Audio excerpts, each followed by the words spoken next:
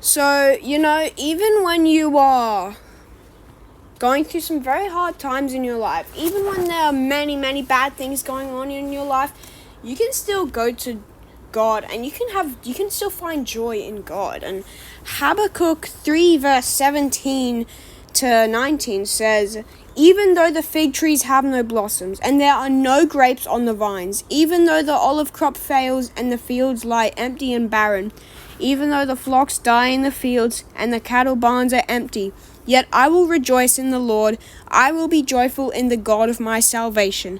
The sovereign Lord is my strength. He makes me as sure-footed as a deer, able to tread upon the heights."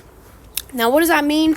Well, Habakkuk the prophet here in verse 17, he just gives a list of bad things, which can relate to us. There can be a bunch of bad things in our lives, but then he goes on to say in 18 and 19 that he can rejoice in God. He literally finds joy in God, and that's what we can do. Even when there are bad things going on in our lives, this list of just bad things, these problems, we can still find joy in God. We can still rejoice. We can still be joyful in God because of all the good things he does for us.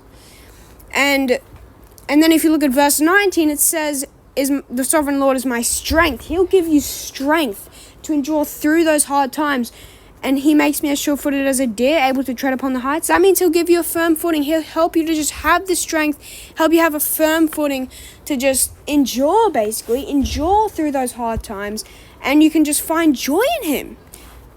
If you just trust in God and just go to him, he's going to give you joy and he's going to give you strength in those hard times.